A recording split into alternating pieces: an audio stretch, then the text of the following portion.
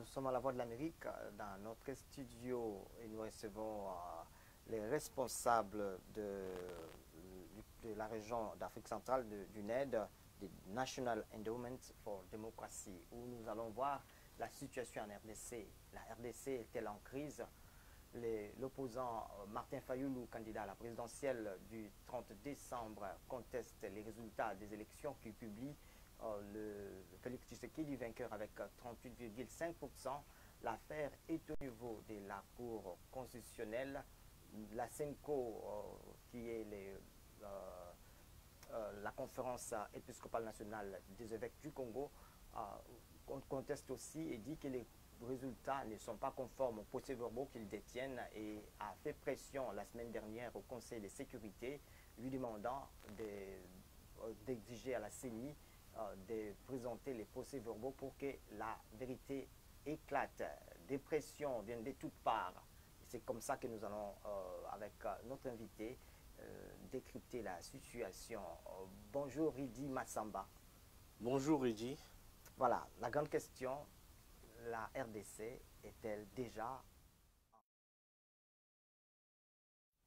Tout démontre que nous sommes partis d'une crise de légitimité à une autre, c'est-à-dire celle qui avait commencé après l'élection présidentielle de 2011, et en voici une autre avec l'élection présidentielle de 2018. Les élections se sont déroulées, ça ne résout pas pour autant la question? Non, nous sommes confrontés à un certain nombre de problèmes et nous aurons l'occasion d'en parler. Voilà, donc il y a contestation, il y a beaucoup de doutes, il y a aussi ce que les gouvernements sortants considèrent comme immixtion, ingérence. Bon, aujourd'hui l'affaire est au niveau de la Cour constitutionnelle qui vient juste d'examiner la requête de Martin Fayoulou et d'un autre candidat, le pasteur Théodore Ngoyi, qui conteste et exige soit les recomptages des bulletins de vote bureau par bureau ou carrément l'invalidation de tous les résultats. On le sait, comme je disais, les résultats ont été publiés.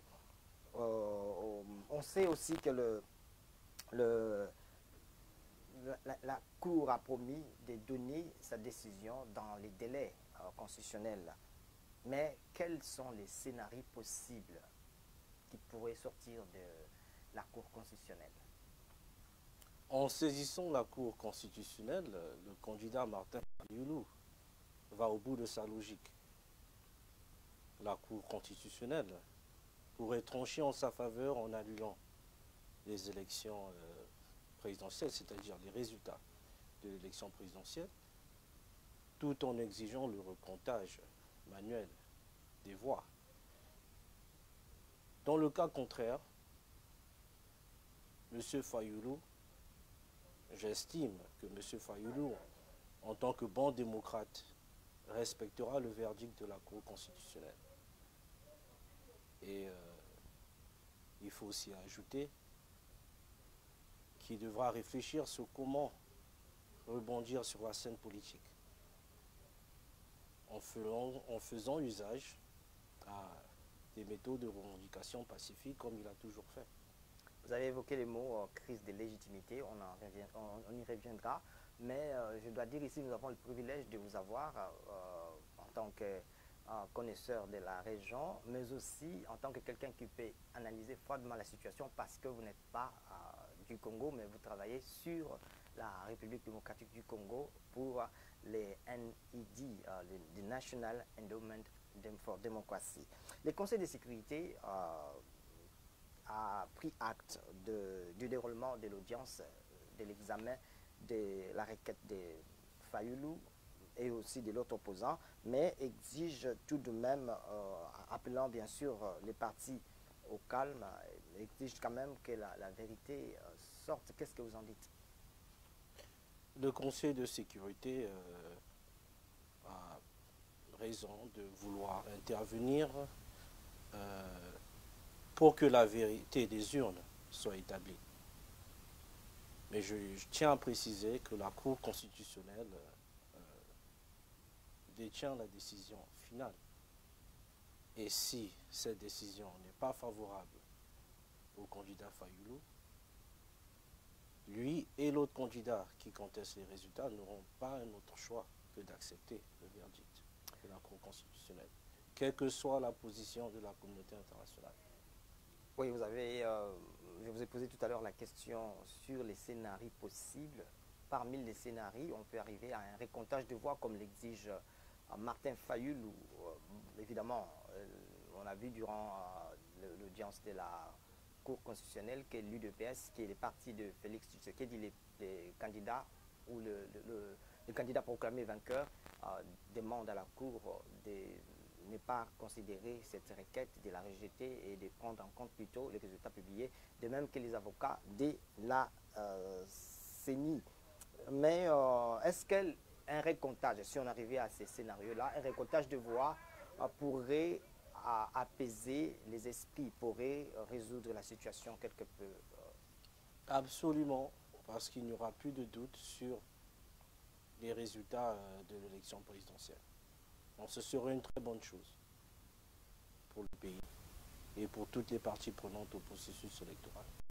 Est-ce que vous ne pensez pas que ça mènerait à d'autres contestations si jamais, par exemple, le vainqueur d'aujourd'hui est... En fait, c'est juste un scénario, ça pourrait ne pas être ça, est déclaré, on remarque que ce n'était pas lui qui a gagné. Vous ne pensez pas que lui aussi, à son tour, pourrait... je sais que la Cour constitutionnelle, c'est... la décision, c'est le dernier ressort. On se retrouvera dans une situation où tout est clair.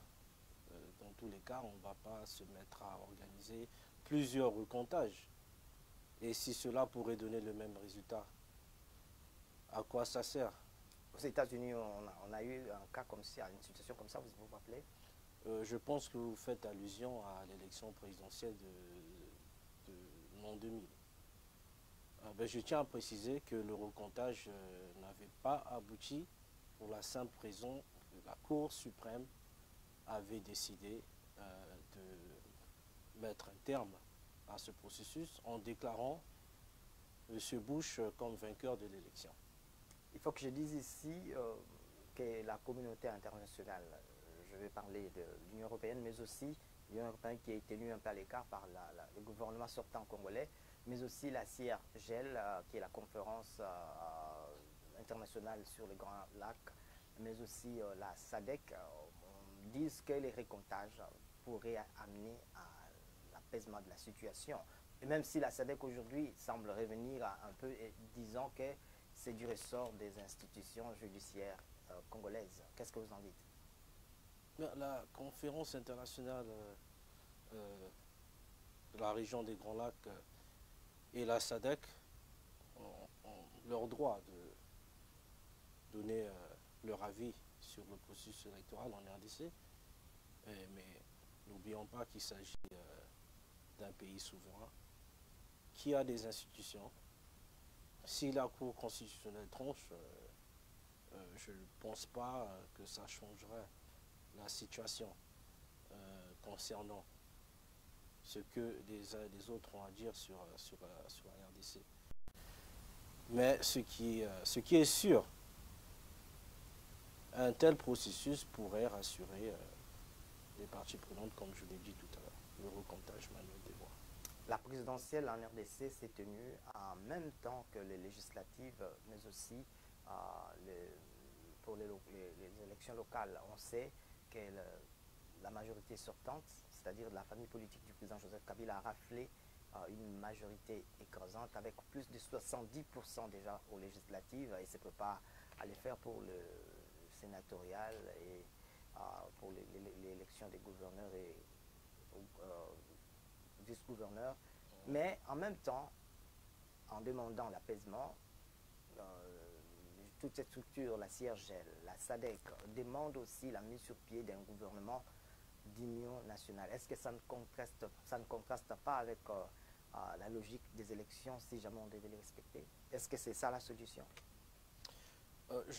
Personnellement, je ne pense pas que c'est la bonne solution.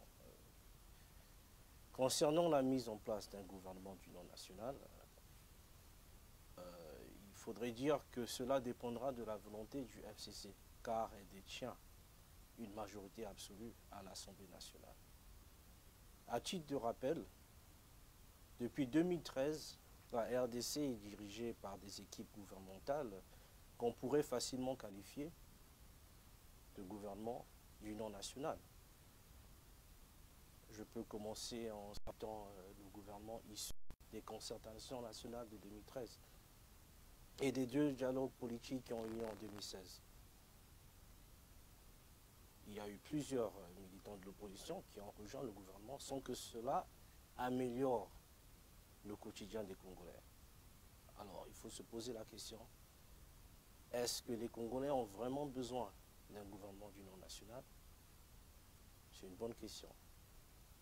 Je ne le pense pas. Et comme je l'ai dit tout à l'heure, ça dépendra de la volonté du FCC, car il détient une majorité, selon les chiffres que nous avons en ce moment. La première question, c'était est-ce que la RDC ne se dirige pas ou n'est déjà-t-elle pas en pleine crise post-électorale, mais on peut poser la question autrement, parce que le président de la République, tel que proclamé par les résultats provisoires, c'est Félix Tshisekedi, mais on constate qu'il n'aura pas de majorité. Son parti n'a eu que 30 députés, alors que le FCC, qui est le Front commun pour les Congos, la coalition qui est proche de Ramazan Sadari, sous le président Joseph Kabila, a rappelé plus de 70, plus de 350 députés. Comment voyez-vous cette cohabitation se faire? Est-ce que ça va le permettre de bien gouverner? Si on parle aussi des autres qui ne sont pas contents et pour essayer d'éviter la crise de légitimité, comment lui, en fait, va s'en sortir? En dehors des législatives, il faut aussi ajouter que le FCC a connu un grand succès au provincial. Ce qui revient à dire que le FCC prendra le contrôle des gouvernements, la majorité des gouvernements, et aussi du Sénat. Donc je pourrais dire qu'une cohabitation douloureuse se pointe à l'horizon. L'article 148 de la Constitution congolaise prévoit des conditions qui pourraient mettre fin à une telle cohabitation. Et pour plusieurs raisons, j'imagine ce scénario peu probable. J'en viens à la SENCO. Aujourd'hui, tout le monde, en fait tous ceux qui ont suivi l'audience de la Cour suprême, ont remarqué que le parti opposé à Martin Fayulu lui exigeait de preuves. Bon, on sait que la SENCO disait détenir des procès-verbaux, mais aujourd'hui, en exigeant la vérité, en ne présentant pas les procès-verbaux ou en ne citant pas les noms, comment vous voyez un peu les rôles de la SENCO? On sait qu'il a joué, la SENCO a joué un rôle important dans l'issue, en fait, dans le processus qui a amené aux élections le 30 décembre 2018. La SENCO, en citant qu'elle détient le nom du vainqueur, mais en s'abstenant de publier les détails, démontre qu'elle veut demeurer apolitique. Mais pour pouvoir régler la crise actuelle, il serait bien qu'elle puisse montrer les détails qu'elle a en sa possession. Mais je ne suis pas ici pour faire le procès de la SENCO, mais beaucoup estiment que la crise actuelle pourrait être réglée rapidement si la SENCO mettait à la disposition de tous ceux qui suivent la situation de près, les informations qu'elle a, les procès-verbaux et des résultats. Les National Endowment for Democracy travaillent avec les ONG, surtout les ONG de la RDC et autres, mais on sait que les ONG avaient mis en garde avant la publication des résultats, tout résultat négocié, on parle des négociations qui auraient été faites. Vous, à ce niveau-là, qu'est-ce que vous en savez, qu'est-ce que vous en dites? Je voudrais quand même attirer l'attention de mes interlocuteurs dans la société civile. Je dirais que la société civile est partagée sur la question, il faut l'avouer. Il y a une partie de la société civile qui est acquise à l'UDPS. Il y a des mouvements citoyens aussi qui sympathisent avec l'UDPS. Et je pourrais aussi dire que la société civile est très divisée sur la question. Il ne serait pas facile de trouver un terrain d'entente par rapport à l'élection du président Tshisekedi. On parle ici de problème de crise de légitimité. En fait, si ça dépendra de comment les choses vont aller, mais apparemment on va droit à cela. Mais on sait que déjà, pour cette même raison, parce que les élections n'étaient pas organisées, certaines personnalités du gouvernement sortant ne sont pas acceptées au niveau de l'Union européenne. Ils sont même sous les coups des sanctions. Est-ce que vous pensez qu'avec les gouvernements qui sera issu des élections, contesté par une grande partie de la société congolaise même, pourrait ainsi avoir des ouvertures, être acceptées au niveau de la communauté internationale et plus particulièrement au niveau de l'Union européenne et les États-Unis? Il serait quand même prématuré d'imaginer que les membres du prochain gouvernement ne seront pas en mesure de se déplacer à l'extérieur et de faire leur travail. Dans tous les cas, le prochain Premier ministre ne va pas nécessairement choisir des acteurs politiques qui sont frappés par des sanctions. Nous l'avons dit tout à l'heure que le FCC détient une grande majorité à l'Assemblée.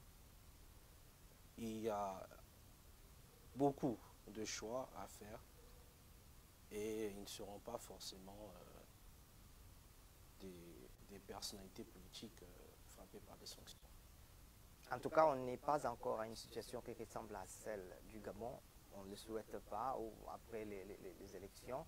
Mais quelqu'un disait que les élections sont un luxe pour les Africains. Est-ce qu'à voir ce qui s'est fait, est-ce qu'on peut soutenir cette assertion?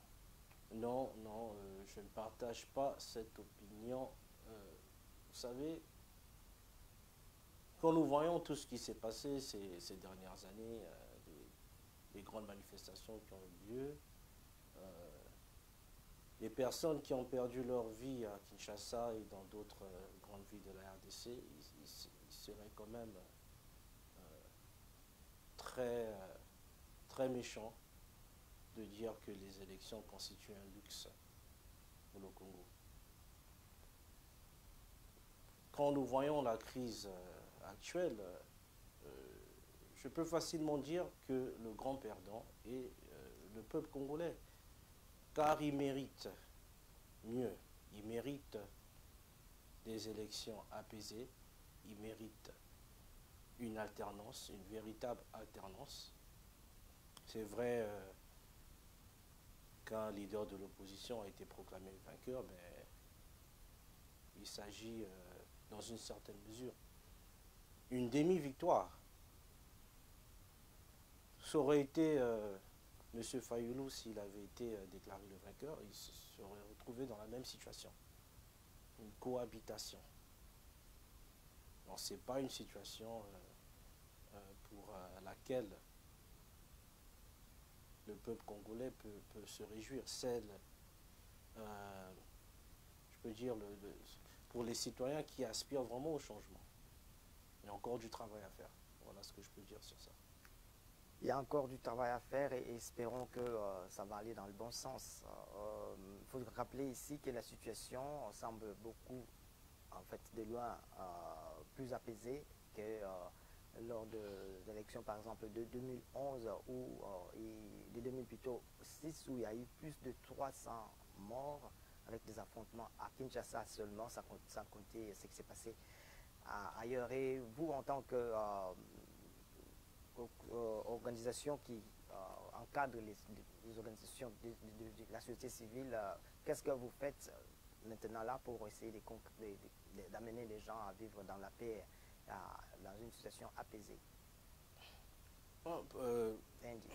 Nous octroyons des subventions aux organisations de la société civile qui ont la responsabilité de mener un certain nombre d'activités visant à réconcilier les Congolais, créer des conditions pour un climat apaisé.